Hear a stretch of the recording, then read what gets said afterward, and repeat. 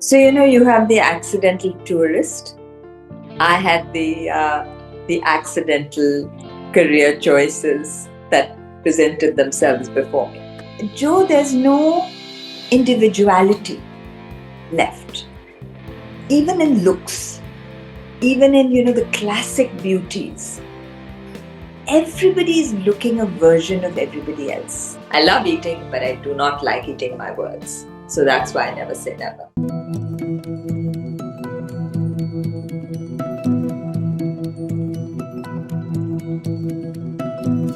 In an era where actors are hounded even to the gym or are watched the moment they step out of an aircraft and are in that rat race of what is called social media, what does it take for a celebrity to be stepping off the grid, or can they do it? Well, yes, if my guest for today has anything to do with it. Welcome to Table Talk with Joe. It's a platform where I have conversations with India's thinkers, doers, shapers, dreamers, and collectively we explore the ideas that shape them and through them, the ideas that shape us. On the show today, and I'm very excited for this, is actor and wellness champion, Neesha Singh. Neesha is somebody who has been at the forefront of acting both in films, television, and also theater.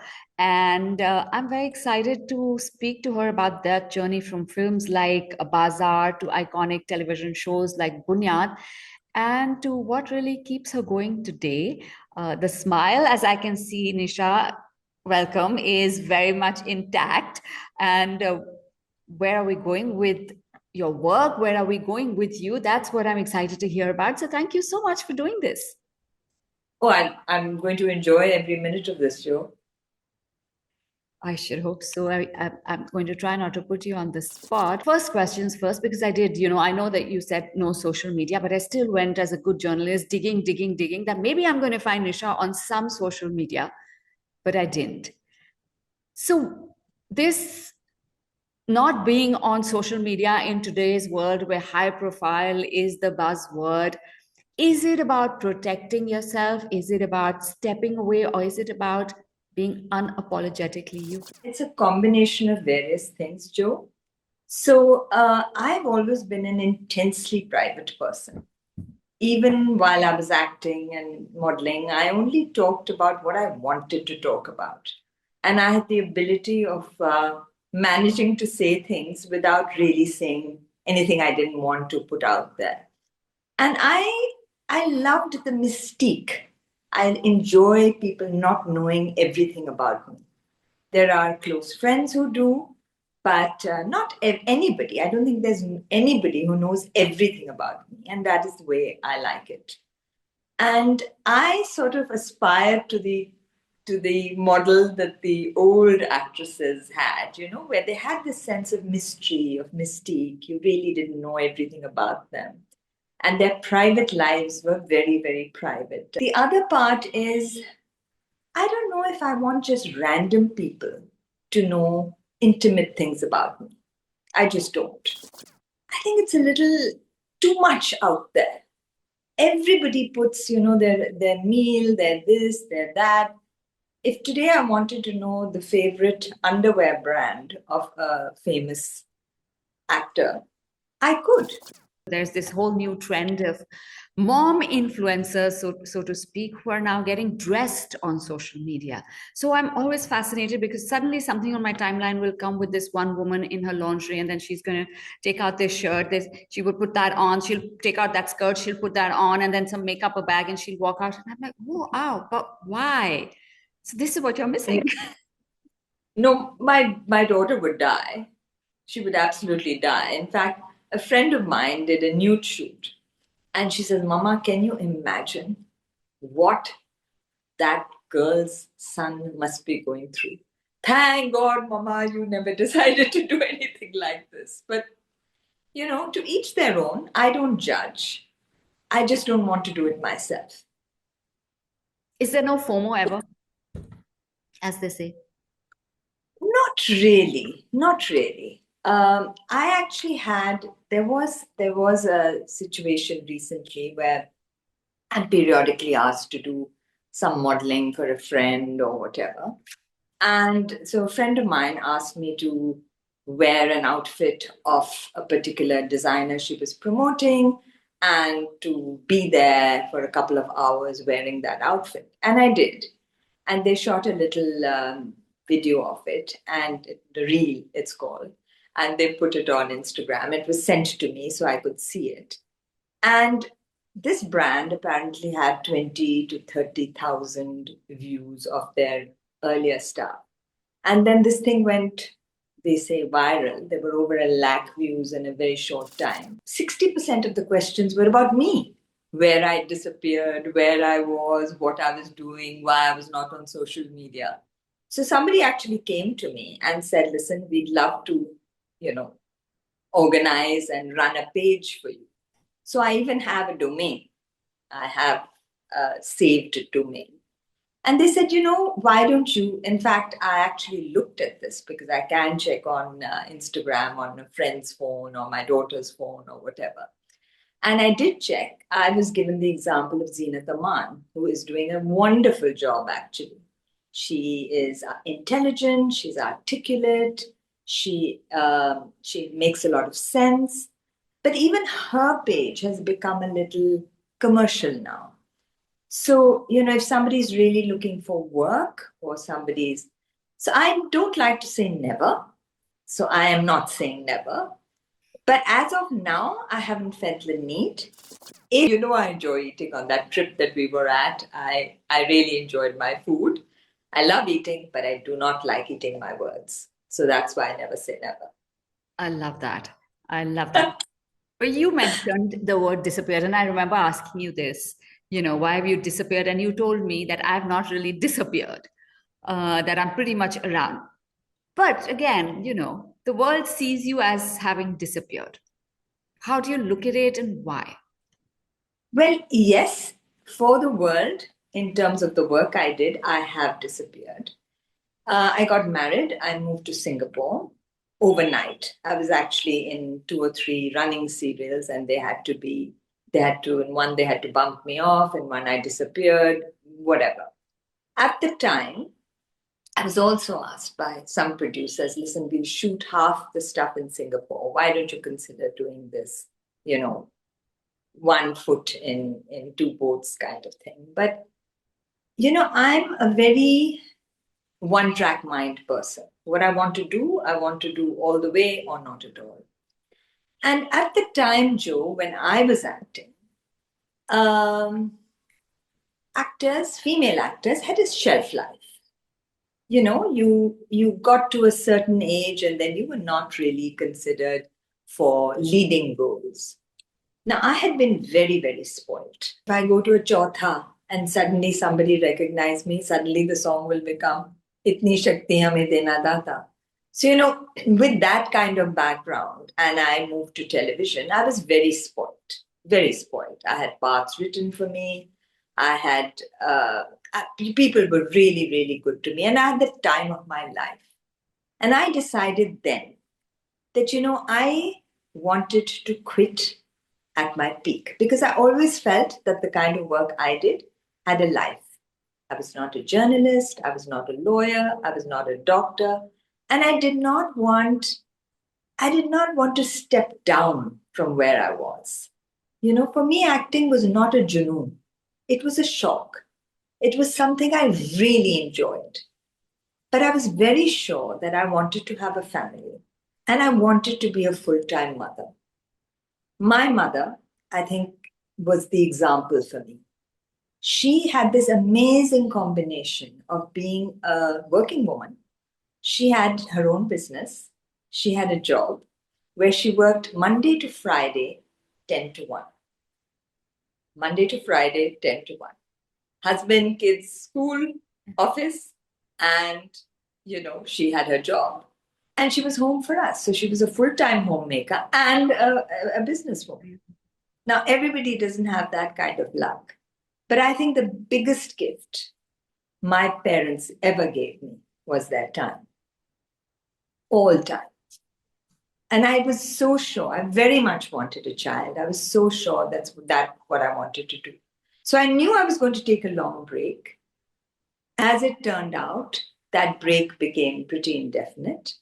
And so I moved to Singapore. Aisha was born, moved to Delhi. I was going to come back to Bombay. I had a lot of offers. I had my home there. I had everything set up to move back. But then my brother had a stroke and I couldn't leave. And you cannot have a career sitting in Delhi.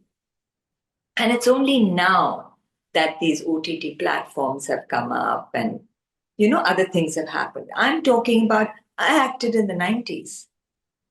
The last thing I did was the year my daughter was born, which was 1998.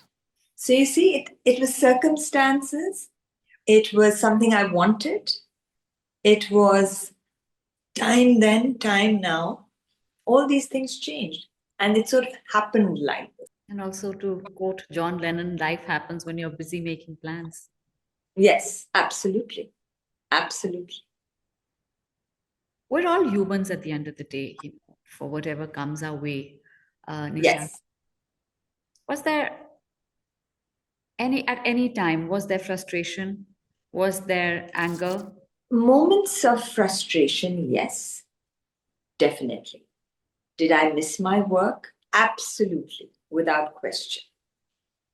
But I think the best job I have ever done, ever, barring none, so I don't have any regrets in that department, is bringing up my daughter. I could not be happier with what I did. I was a full-time mother to the extent I never had help for my daughter.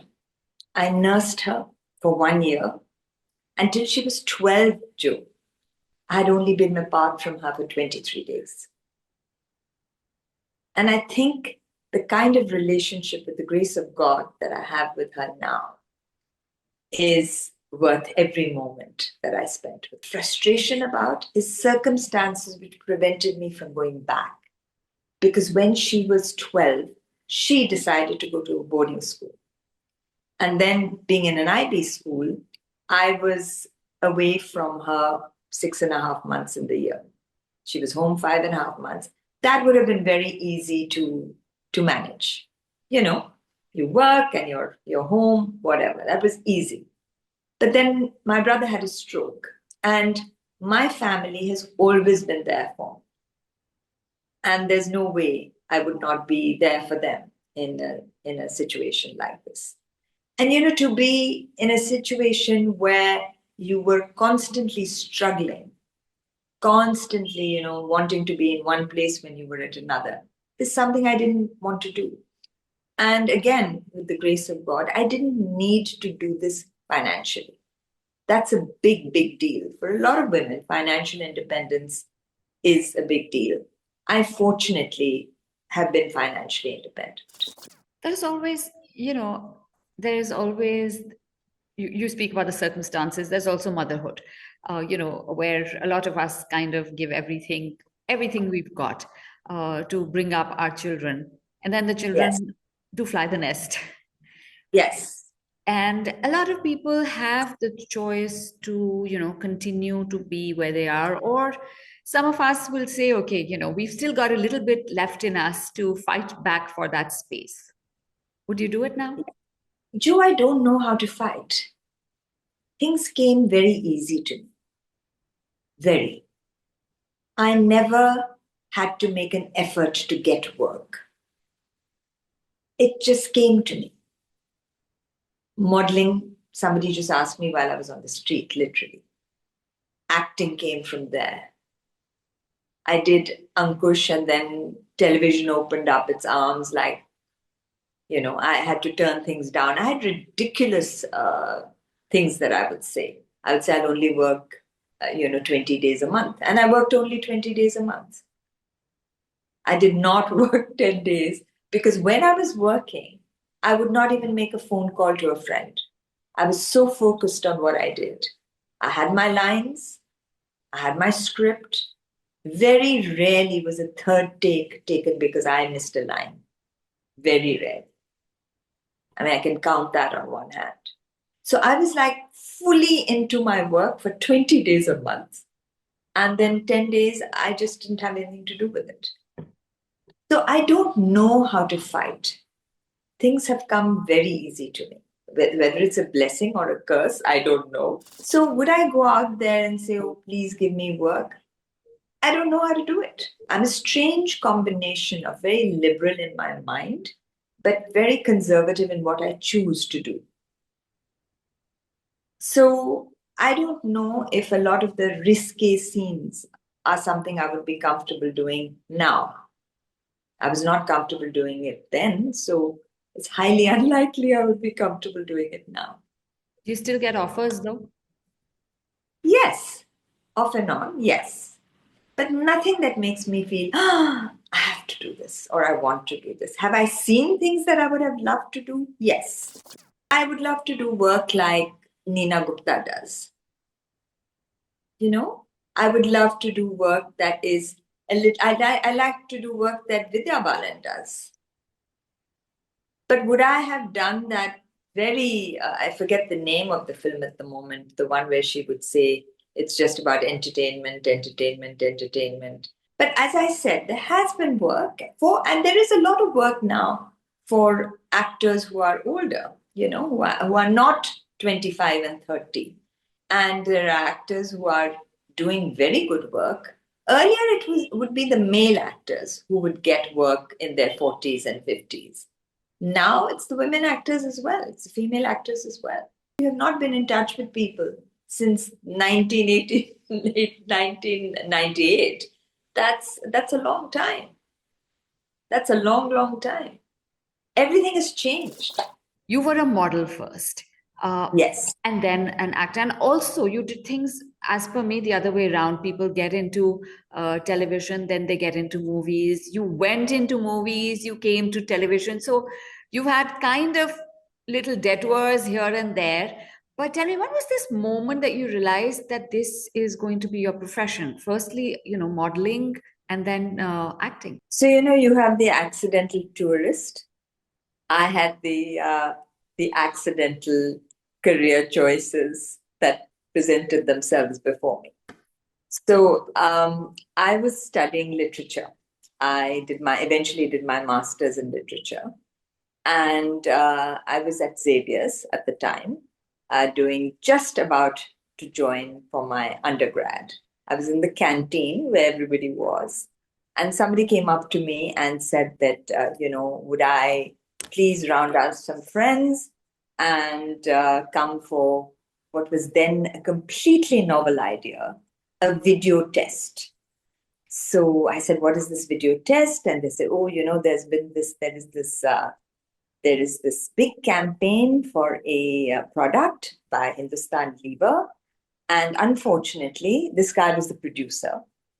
He says, unfortunately, the film has been bounced by the client 3 times. And we are now doing a video shoot so that they pick the people they want, etc. And Alec Padamsi is going to be directing it. And, we're doing this video test, which nobody had heard about. So would you come? I said, look, I will never be allowed to model. My family will not allow it, but I'll come with my friends and watch. So there was Alec Padamsi, and there were some 20, 30 girls. They were all doing this video test. Now it was for now an unmentionable, politically incorrect product, but the product was called Fair and Lovely. And it was the launch of the product. And they were selecting a sort of fair and lovely elder sister who gets married, goes back, comes home, and her younger, dark and not so lovely sister says, "Ah, Didi, tum to kitni gori ho gayi ho, kitni sundar lag rahi ho," that kind of thing. And Fair and Lovely. And the film was going to be shot in 9 languages. So there was Tamil, Telugu, Malayalam, Gujarati, Marathi, 9 languages in lip sync. And there was Alec Padamsi orchestrating this thing. We were all told this on the video shoot. So there were girls who were testing for the dark and not so lovely one, and the fair and lovely one. And At the end of the shoot, Alec Paramsi asked me, well, why didn't you do the test? I mean, this sounds like out of, some sort of fiction thing, but it actually happened like this. And I said, well, because I will not be allowed to model. So I've just come along. I'd never heard of anything like this. So lots of these people are my friends, and I've come along. So he says, listen, I personally feel everybody's too made up. I just want to have somebody in front of the camera who has no makeup. Do you mind just standing there? So I said, no. So I stood there and whatever. To cut this long, fairly unbelievably dramatic story short, Ajay Anand, who was the producer, comes to me a few days later and says, we're in trouble because the client has selected you as the younger sister, and the fair and lovely older sister has a Swiss mother and an Indian father. So she is this naturally fair and lovely. So I said, look, there's no way I will be allowed to do this. And I said this all along, and I'm going to get into trouble for, going from college for this shoot. I mean, hello, I can't. So Alec came to speak to my father and told him that how Hindustan Levers was a very reputed company and Lintas was a brilliant agency and I could not be in better hands and it is this one ad and just let me do it and. Now, a few days before the shoot, this fair and lovely Swiss mother, Indian father beauty decided to cut herself a fringe. Now we're talking about late 80s now, because that's when I started modeling. Unheard of that you have this Indian looking long plaid, girl with as the younger sister and this fringe Sadhana cut. Sadhana cut, fringe sporting girl as the older sister. So Alec, of course, had a fit. And then he says, oh, wigs, we tried wigs didn't work. Finally decided, well, what is makeup for? And this was in black and white. The film was being shot in black and white.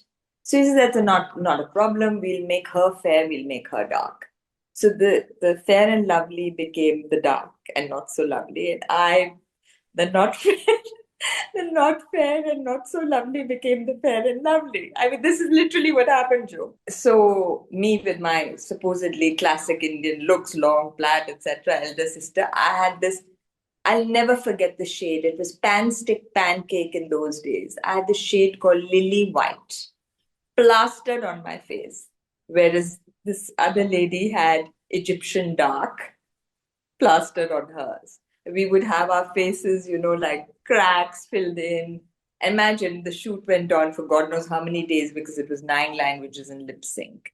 I mean, I don't know whether I should be saying this, but in one of the takes, just because we were so fed up, she threw the tube at my face and said, no thanks, black's beautiful.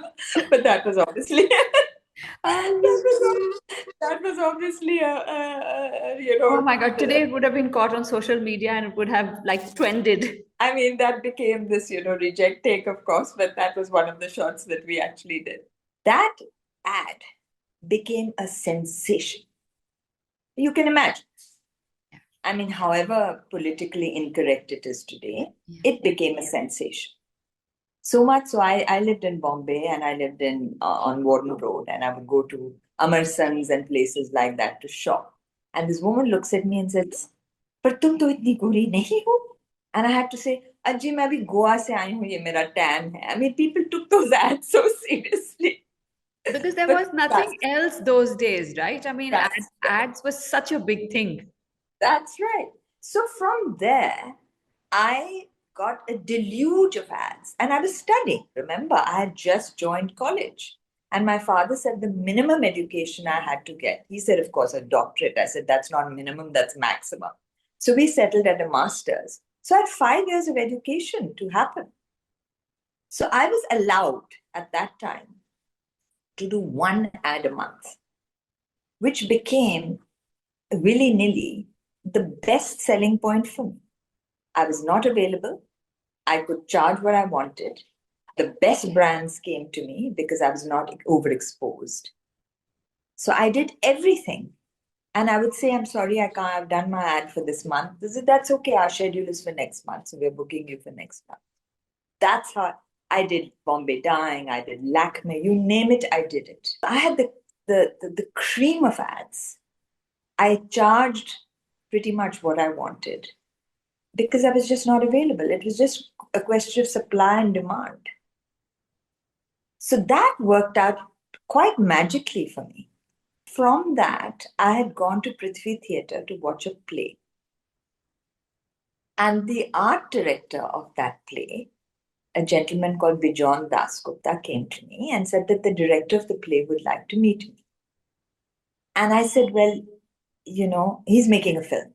So I said, well, please tell him that I will not be allowed to act in films. So thank him very much. But she said, well, he just wanted to meet you. Anyway, the director came across to me later and said, well, what makes you think that I want you for my film? I just thought, since you're here to watch the play, you might be interested in hearing more about the play. And that turned out to be MS Satyu. MS Satyu made Garam Hawa many years. He's in his 90s now. And it's a long story, so I'm not going to go into this here. But basically, he showed me Garam Hawa without telling me that he'd made it. And when I discovered that that's what he'd made, I saw it at the Alliance Française in Bombay with English subtitles. And he invited me slightly late, so I could not see the titles. And I thought this man was another Satyajit Ray, literally. So I begged and pleaded with my father. And as it turned out, my father knew Satyu from his days in Bombay as a young executive. So it was going to be that one film.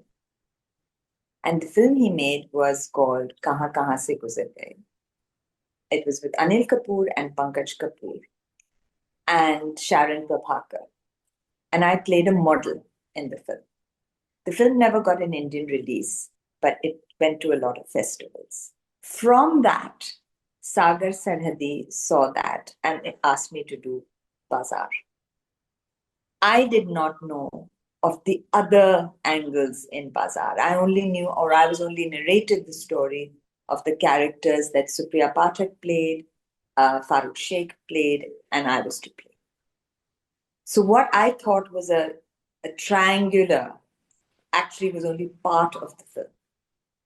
After that, I was offered a whole lot of films with the sort of what they called in those days the second lead, and I was not interested.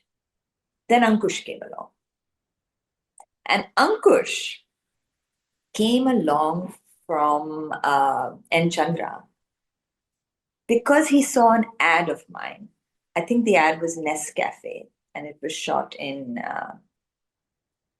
Tiger Tops, Nepal, shot by the brilliant Zafar Hai. And the reason he said he selected me or he wanted me for the film was because he felt that I had a face which had softness, and yet he felt that I had steel inside me. I don't know how much that is true, but that's what he felt. And I turned up in a pair of jeans and a t-shirt, and I'll never forget, Nana Patekar was there. And he looked at N. Chandra and he said, have you gone mad? Why the hell do you think you can use this girl for that film? And he spoke in Marathi. I understand Marathi perfectly. I don't speak it. Having lived in Bombay for so many years, I understand. And he said, your film is going to be doomed. How the hell do you think you're going to use this girl for that role? Nana Patekar hated me on sight. I think he fought with N. Chandra every day. And he came for every single shoot of mine, whether he was required or not. And finally, I think after the second or third day where he came for my shots and he was not required, he sort of did that to my head and he says, Chal jayegi tu. And after that, I cannot tell you he is the best co-star I ever had. He was the kind of actor who stood there for your reaction, whether he was needed or not. And I remember there was a scene where I had to slap him. And I must have slapped him 2 or 3 times. And he looked at me and he says, "Should I show you how this is done?" I said, "No, no, no, no." I gave him such a whack. He had red, my fingers printed red on his face for half the day. And I'm not that strong and he's fairly dark. But that, so it just, it just happened. It is not a choice I made. The choice was presented to me. I took it. I loved it. I enjoyed it. But I also discovered that I was not then right for Hindi movies. I was too skinny when it was not fashionable to be thin. I had the wrong body language. I was South Bombay. And I'll never forget, while I was shooting Bazaar, I said to Smita that, I want to do these avant-garde art films, as they were called. And she says, "Why the hell do you think anybody's going to use you? You have the wrong body language. You have the wrong, everything about you is wrong." I said, "And what is right about you?" She said, "Everything about me is right." So Sham Babu, who I did a lot of ads for, I did Colgate toothpaste for him, I did Bharat coach for him. I loved him. And he was very, very good to me. And I remember talking to him and I said, Sham Babu, if you're a good actor, you should be able to play any role. He says, yes and no.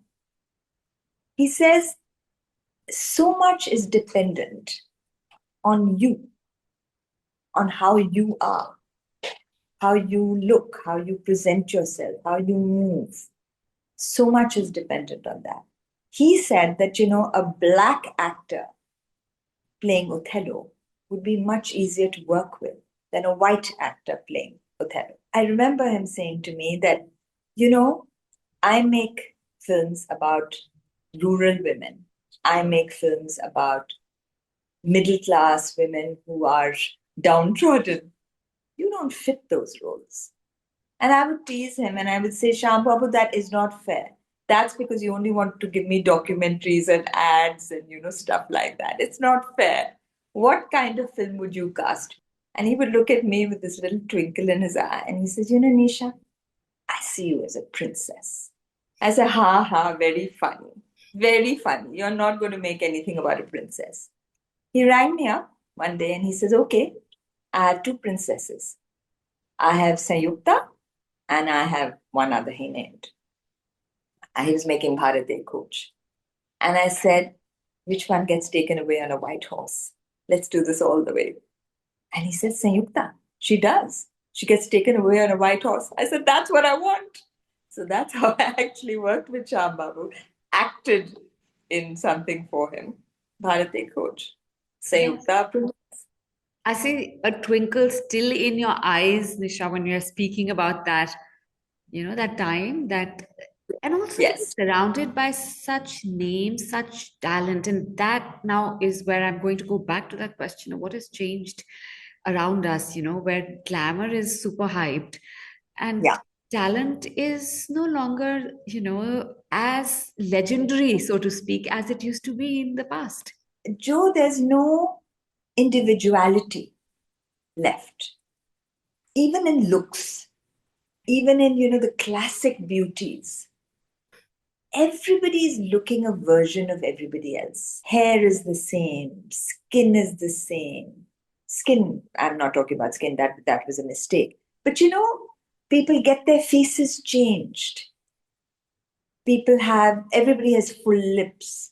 Everybody has, Yeah, it's cheekbones just which are, yeah, it is. it's the social media generation now.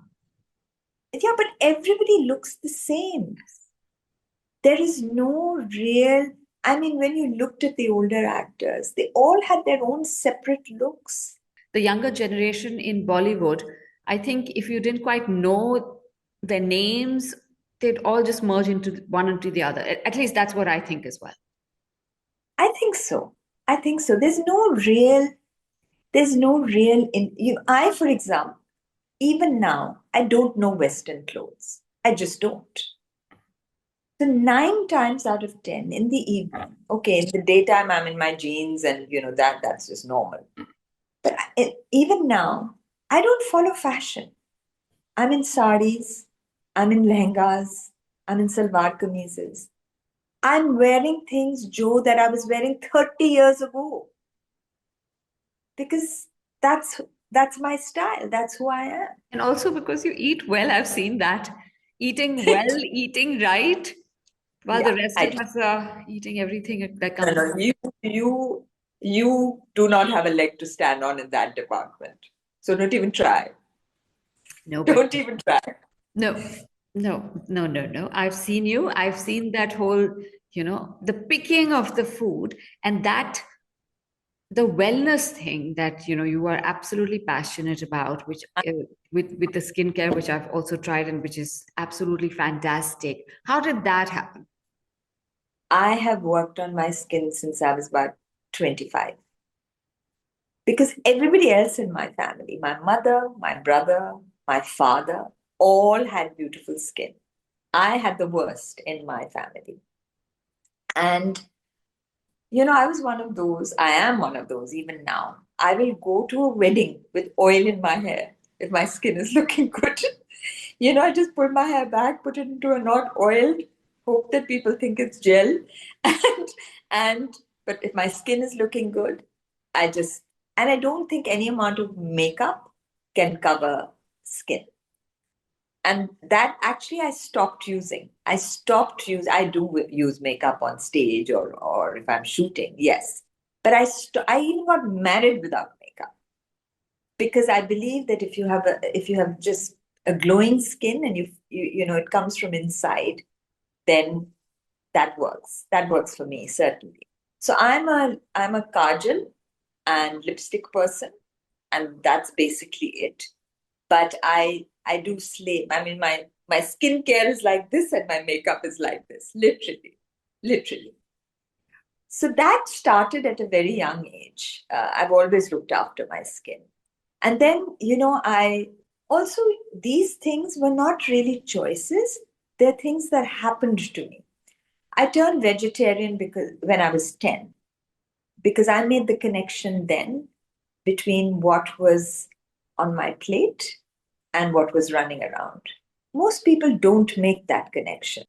My mother was a sportswoman, so we didn't have the concept of tea or coffee at home. So I've never drunk tea or coffee. I don't drink anything aerated. I have, again, there's a story why. My aunt was an alcoholic and I saw that. So I know my personality. It's all the way or not at all. So I thought that with alcohol, I certainly didn't want to go all the way. So if I choose to stand on this table and dance here, it's because I'm choosing to, not because I'm so drunk and I have no idea what I'm doing, you know? So I'm Sikh and my father did not want me to smoke. So I've never smoked. So, no tea, no coffee, nothing aerated, no alcohol, no cigarettes. And vegetarian and now vegan. So, that takes care of a lot. And then I was not a sports person at all, so I started practicing yoga. So, wellness, and I love massages, so why not spas? So wellness came into the picture like that. It was He's not probably something going to have forced. the last laugh from all of us. Well, I don't Does know your about that. daughter does your daughter follow any of these? I was very keen for her to be what and who she is meant to be. So I did not try and mold her in any way. I did not try and stop. I did the best I could when she was a child. I think I gave her the base. I tried to inculcate values that I believed in. But have I molded her? No. Have I judged her? No. Is she diametrically opposite to me? Yes.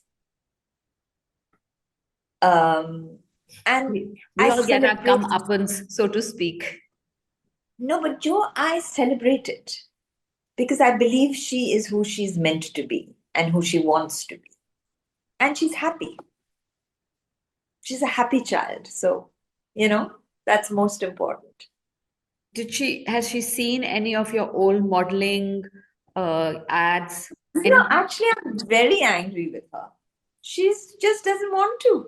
She has not seen my movies. She's not seen my ads. I'm very angry with her. In fact, next time I speak to her, I'm going to bring this up again. What is it that if you could change one thing, what would it be? I think I would not have been so controlled.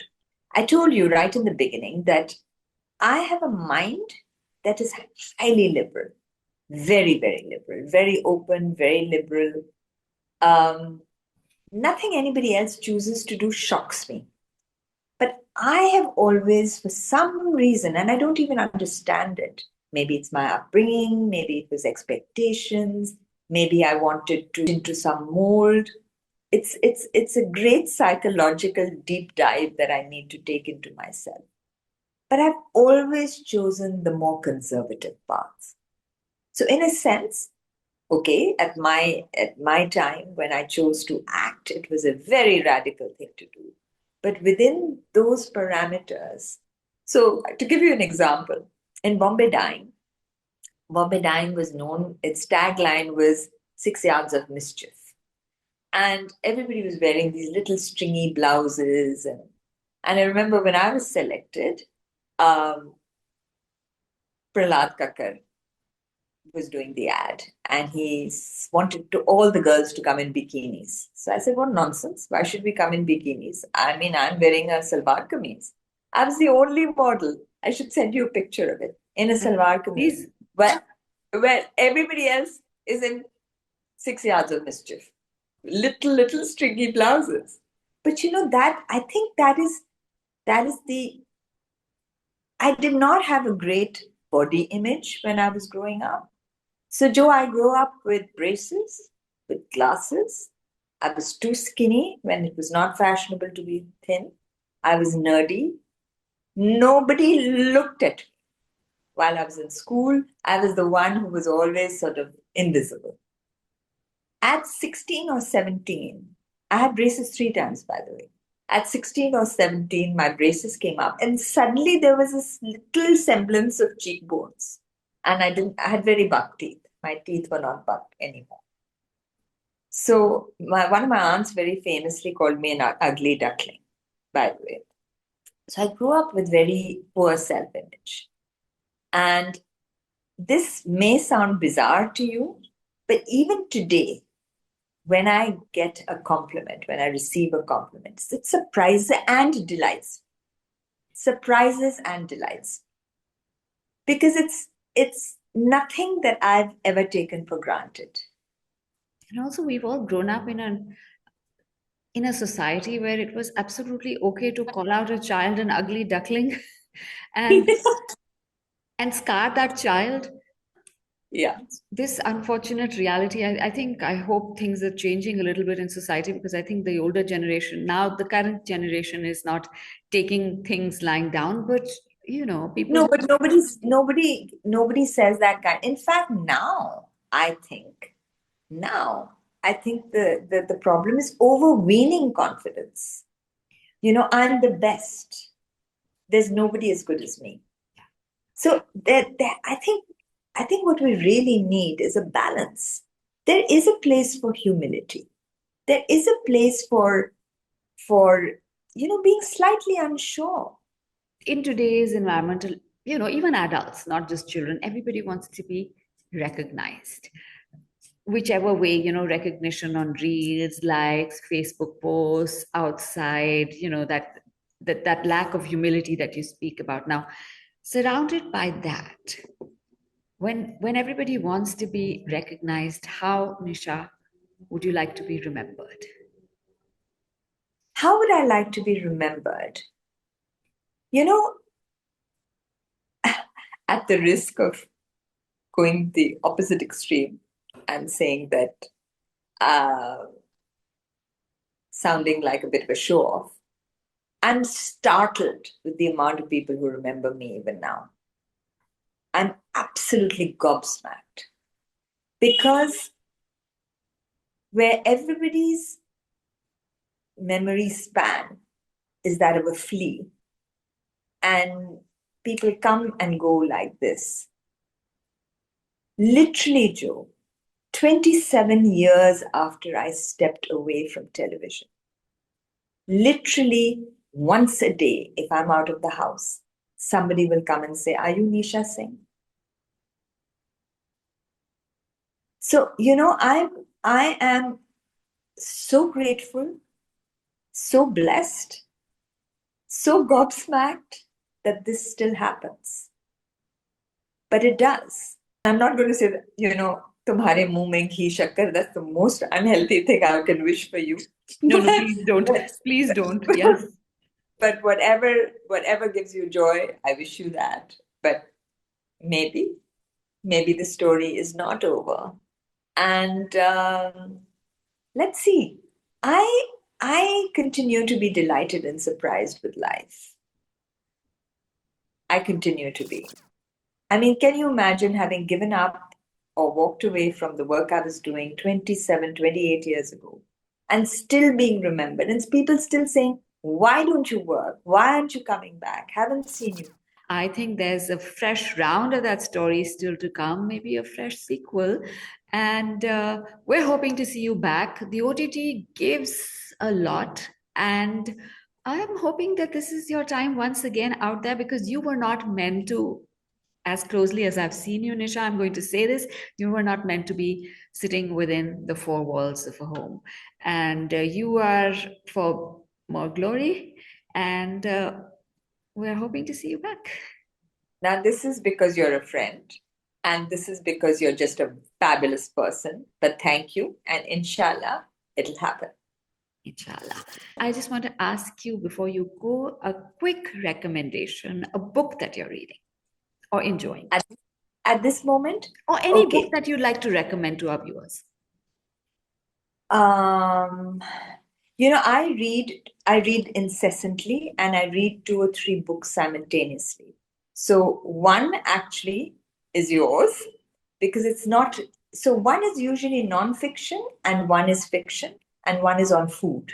So I can't get confused Between with the three genres. the 3 genres, right? So currently I'm reading your book, which I'm thoroughly enjoying, because I don't flip, and I read. And I'm a short story addict. So I read short stories. And the third thing that I'm reading, of course, is on food. I'm constantly reading on food. My favorite, because I love reading. Why did I become an actor? Well, let's go back a little bit. The fact that you can live many lives in your one life. So for me, fiction takes me to places that I have never been, experiences I have never had. So currently, I'm reading David R's short stories on the current Indian authors. But for now, Nisha, I'm going to have to let you go. It's been absolutely fabulous. It's been a rewind. It's been a relook at what a splendid career, with dignity. And at the end of the day, that's what we're here for, right? A lot of dignity and a lot of, as I tell our viewers, to keep questioning and keep growing. And I'll be back with another guest. Tough to emulate this one, but we'll be back with another guest on the next episode of Table Talk. For now, thank you. And thank you, Nisha. Thank you so much. Thank you. This has been a conversation with a friend.